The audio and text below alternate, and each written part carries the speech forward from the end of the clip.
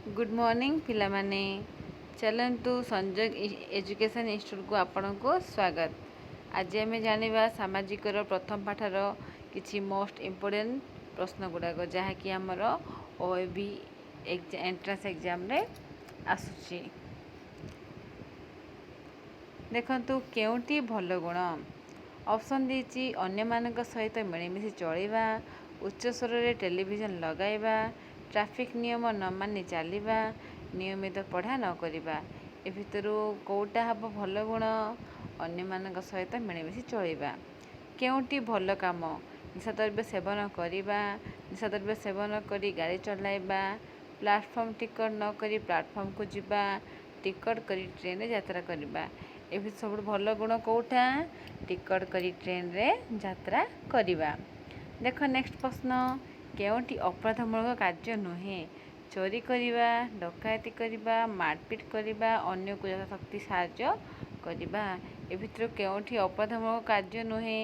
अन्य को यथाशक्ति साहाय्य करिबा। नेक्स्ट प्रश्न, केउटी अपराधमूलक कार्य अटे?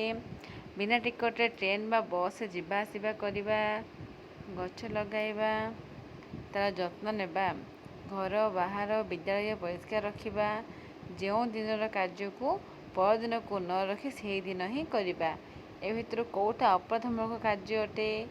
कोउटा अपराधमूलक कार्य? सेटा होची बिना टिकट रे ट्रेन बा बस से जिबा आसिबा करिबा। नेक्स्ट प्रश्न तार देखिबा। देख निम्नस्थ केउटी एक खराब अभ्यास?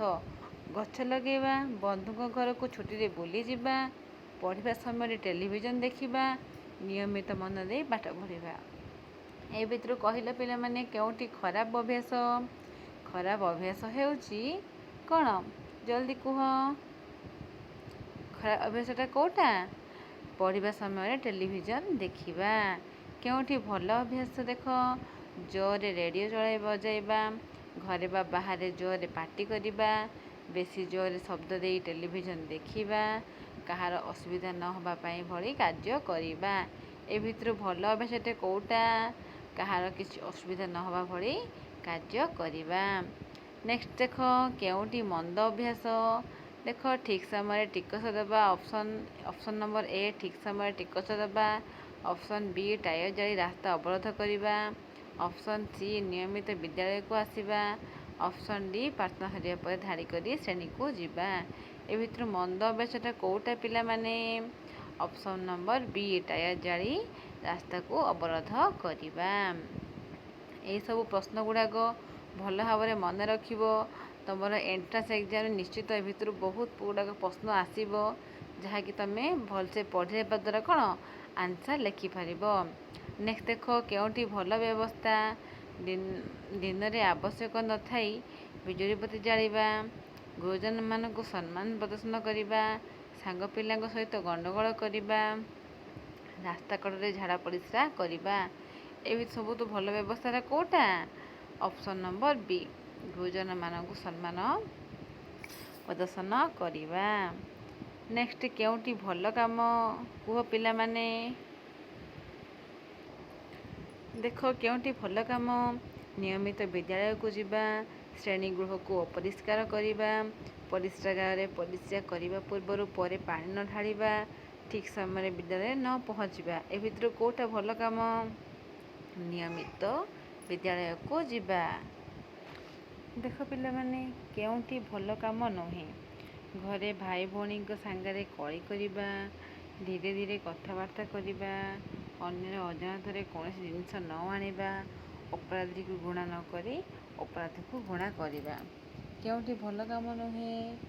कहिला पिला माने घरे भाई भौणी सांगरे कली करिबा, एटा भल काम नुहे। तमे माने भाई मानक भौणी भाई मानक घरे कली करछ ना? केबे आ कली करबनी। समस्ते मिलमिशि चलवा होची भल गुण। ठीक अच्छे। केउक्ति ठीक देख हुक पकाई चोरारे विद्युत जालिबा, ओजन मापरे ठकुवा लोक को बाधा देवा, अन्यर खराब व्यवहार को सहिबा, निजर टंका पैसा और सुना गहना को सुरक्षित स्थान में रखिबा। ए भितर कोउटा केउक्ति ठीक? निज ନିଜ ଟଙ୍କା ପଇସା ଆଉ ସୁନା ଗହଣାକୁ ସୁରକ୍ଷିତ ସ୍ଥାନରେ ରଖିବା। ଏଇଟା ହେଉଛି ଠିକ୍ ଆନ୍ସର୍।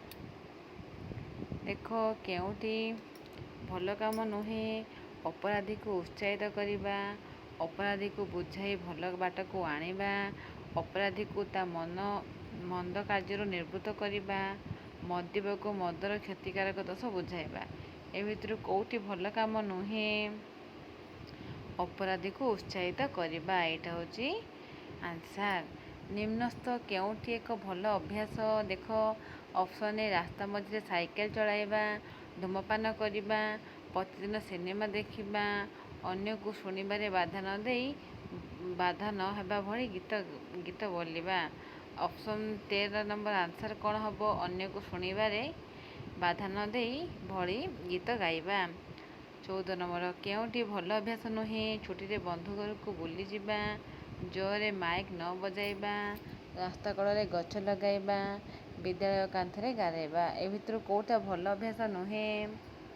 ବିଦ୍ୟାଳୟ କାନ୍ଥରେ ଗାରେଇବା। ରାସ୍ତାରେ ଠିଆ ହୋଇ ଗପସପ ହେବାକୁ ଆମେ କ'ଣ କହିବା? ଭଲ କାମ କହିବା ନା ମନ୍ଦ କାମ କହିବା ନା ଅପରାଧ କହିବା ନା ବାହାଦୁରି କହିବା? କ'ଣ କହିବା? ମନ୍ଦ କାମ। ତାପରେ ଦେଖ 16 ନମ୍ବର ଚୋରି ଡକାୟତି ଗୁଣ୍ଡାଗିରି କରିବାକୁ କ'ଣ କହିବା? କ'ଣ କହିବା? ଅପରାଧ କହିବା ନା ଭଲ କାମ ନା ବାହାଦୁରି ନା ମନ୍ଦ କାମ? କ'ଣ? ଅପରାଧ। ନିୟମ ନ ମାନି ଚଳିଲେ କ'ଣ ହୁଏ? ଅପସନ୍ ନମ୍ବର ଏ ସମାଜରେ ବିଶୃଙ୍ଖଳା ବଢ଼େ, ଅପସନ୍ ନମ୍ବର ବି ସମାଜରେ ଚୋରି ଡକାୟତି ବଢ଼େ, ଅପସନ୍ ନମ୍ବର ସି ସମାଜ ନିମ୍ନକୁ ଯାଏ, ଅପସନ୍ ନମ୍ବର ଡି ସମାଜ ଶୃଙ୍ଖଳିତ ଭାବରେ ଚାଲେ। ଆନ୍ସର୍ କ'ଣ ହେବ? ନିୟମ ନ ମାନି ଚଳିଲେ କ'ଣ ହୁଏ? ନିୟମ ନ ମାନି ଚଳିଲେ ସମାଜ ଶୃଙ୍ଖଳତା ଭାବରେ ଚାଲେ। ନିୟମ ମାନି ଚଳିଲେ ସମାଜ ଶୃଙ୍ଖଳିତ ଭାବରେ ଚାଲେ। କ'ଣ କଲେ ଅପରାଧ ନିରାକରଣ ହୋଇପାରିବ? ଦେଖ ପିଲାମାନେ ପାଠ ପଢ଼ିବା ଦରକାର, କାରଣ ଶିକ୍ଷା ମଣିଷକୁ ଭଲ ବାଟ ଦେଖାଇଥାଏ। ହେଲା। ତାପରେ ମିଜାଜ ଖୁସ୍ କରିବା ପାଇଁ ମଦ ପିଇ ଗାଡ଼ି ଚଲାଇବା, ପରୀକ୍ଷାରେ ଅନ୍ୟ ଖାତାରୁ ନକଲ କରି ଅଧିକ ନମ୍ବର ରଖିବା, ଜବରଦସ୍ତ କରି ରାସ୍ତାରେ ଅଟକାଇ ଚାନ୍ଦା ଆଦାୟ କରିବା। କ'ଣ କଲେ ଅପରାଧ ନିରାକରଣ କରାଯାଇପାରିବ? ପିଲାମାନେ ପାଠ ପଢ଼ିବା ଦରକାର, କାରଣ ଶିକ୍ଷା ମଣିଷକୁ ଭଲ ବାଟ ଦେଖାଇଥାଏ। ଏଇଟା ହେଉଛି ଆମର 18 ନମ୍ବର ଆନ୍ସର୍। ନେକ୍ସଟ ଦେଖ ଅପରାଧ ନିରାକରଣ ପାଇଁ ସବୁଠାରୁ ଭଲ ବଡ଼ ପଦକ୍ଷେପ କ'ଣ ଅଟେ? ଅପରାଧୀକୁ ପୋଲିସରେ ଦେବା, ଅପରାଧୀକୁ ମାଡ଼ ମାରିବା, ଜରିମାନା ଆଦାୟ କରିବା, ସଚେତନତା ସୃଷ୍ଟି କରିବା। 19 ନମ୍ବର ଆନ୍ସର୍ କ'ଣ ହେବ ପିଲାମାନେ? ଡି ସଚେତନତା ସୃଷ୍ଟି କରିବା। ଲୋକଙ୍କୁ ଭୟଭୀତ କରି ଟଙ୍କା ଆଦାୟ କରିବାକୁ ଲୋକମାନେ କିପରି ଦୋଷ ଦେଖନ୍ତି? ଭୟ କରନ୍ତି ନା ଭୁଲ କୁହନ୍ତି? ଭୟ ବା ଘୃଣା କରନ୍ତି? କେହି କିଛି ଭାବନ୍ତି ନାହିଁ। ଯଦି ଆମେ ଲୋକଙ୍କୁ ଭୟଭୀତ କରି ଟଙ୍କା ଯଦି ଆଦାୟ କରିବା, ଲୋକମାନେ ତାକୁ କ'ଣ କରିବେ ପିଲାମାନେ? ତାକୁ କ'ଣ କରିବେ? ଭୟ କରିବେ ଆଉ ଘୃଣା ମଧ୍ୟ କରିବେ। ଠିକ୍ ଅଛି। ନିମ୍ନଲିଖିତ କାର୍ଯ୍ୟ ମଧ୍ୟରୁ କେଉଁଟି ଭଲ କାମ ନୁହେଁ? ପ୍ରତିଦିନ ବିଦ୍ୟାଳୟକୁ ଯିବା, ଖବରକାଗଜ ପଢ଼ିବା, ଜବରଦସ୍ତ ଚାନ୍ଦା ଆଦାୟ କରିବା, ରାସ୍ତା କଡ଼ରେ ଗଛ କ'ଣ ଲଗାଇବା। ଏ ଭିତରୁ କେଉଁଟି ଭଲ କାମ ନୁହେଁ? ଜବରଦସ୍ତ ଚାନ୍ଦା ଆଦାୟ କରିବା। ଏଇଟା ହେଉଛି ଭଲ କାମ ନୁହେଁ। ନିମ୍ନସ୍ଥ କେଉଁଟି ଏକ ଅପରାଧମୂଳକ କାର୍ଯ୍ୟ ନୁହେଁ? ଦେଖ ଅପସନ୍ କ'ଣ ଦେଇଛି? ରାସ୍ତାରୁ ଝିଅ ବୋହୂଙ୍କୁ ବେକରେ ସୁନା ଚେନ୍ ଛିଡ଼ାଇ ନେବା, ଗାଡ଼ି ମଟର ବା ମୋଟର ସାଇକେଲ ଚୋରି କରିବା, ପାଖ ପିଲାର ପେନସିଲ ବା କଲମ ତାକୁ ନ ଜଣାଇ ନେଇଯିବା, ନିଜ ବହିପତ୍ର ସଜାଇ ରଖିବା। ଏ ଭିତରୁ କେଉଁଟା ଅପରାଧମୂଳକ କାର୍ଯ୍ୟ ନୁହେଁ? ନିଜର ବହିପତ୍ରକୁ ସଜାଇ ରଖିବା। ଏଇଟା ହେଉଛି ଆମର ଅପରାଧମୂଳକ କାର୍ଯ୍ୟ ନୁହେଁ। 23 ନମ୍ବର ଦେଖ ମୋହନ ବାବୁଙ୍କୁ ସାହି ପଡ଼ିଶା ପିଲାମାନେ କାହିଁକି ପରୀକ୍ଷାରେ ଭଲ କାମ କଲେ ନାହିଁ? ମୋହନ ବାବୁଙ୍କ ସାହି ପଡ଼ିଶା ପିଲାମାନେ କାହିଁକି ପରୀକ୍ଷାରେ ଭଲ କାମ କଲେ ନାହିଁ? କାହିଁକି ଭଲ କାମ କଲେ ନାହିଁ? ପ୍ରତିଦିନ ସେମାନେ ସ୍କୁଲ ଯାଉନଥିଲେ, ନହେଲେ ମୋହନ ବାବୁଙ୍କ ଟେପ୍ରୁ ସବୁବେଳେ ଗୀତ ଶୁଣିଲେ ପାଠ ପଢ଼ିଲେ ନାହିଁ, ସ୍କୁଲରେ ପାଠ ପଢ଼ା ହେଉନଥିଲା ନା ସେଇ ପିଲାମାନଙ୍କ କିଛି ବହିପତ୍ର ନଥିଲା? ଏଇଟା ଅପସନ୍ କ'ଣ ହେବ?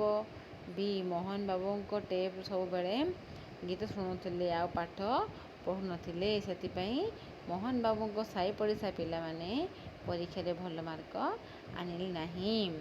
ମୋହନ ବାବୁ ଜୋରରେ ଟେପ୍ ବଜାଇବା ଫଳରେ କି ଅସୁବିଧା ହେଉଥିଲା? କ'ଣ ହେଉଥିଲା? ମୋହନ ବାବୁ ଖୁସିରେ ଗୀତ ଶୁଣିଲେ। ପଡ଼ିଶା ଘରର ବୁଢ଼ୀ ମା ଶାନ୍ତିରେ ଶୋଇପାରିଲେ ନାହିଁ। ତାଙ୍କ ପିଲାମାନେ ପଡ଼ିଶା ଘର ପିଲାମାନେ ପରୀକ୍ଷାରେ ଫେଲ୍ ହେଲେ। ଜେଜେମା ପୁରାଣ ପଢ଼ି ପାରିଲେ ନାହିଁ। ଏମିତି କ'ଣ ହେବ? କ'ଣ ହେବ ପିଲାମାନେ? ମୋହନ ବାବୁ ଖୁସିରେ ଗୀତ ଶୁଣିଲେ। 25 ନମ୍ବର ଦେଖ କ'ଣ ଦେଇଛି। ଏତିକି ସରିଲା। ଯେଉଁ କାର୍ଯ୍ୟ କରିବା ଦ୍ୱାରା ନିଜର କିଛି ସୁବିଧା ହୁଏ କିନ୍ତୁ ସମାଜର ଅନ୍ୟମାନଙ୍କ ଅସୁବିଧା ହୁଏ, ସେହି କାର୍ଯ୍ୟ କରିବାରେ ତୁମର ମତ କ'ଣ? କ'ଣ?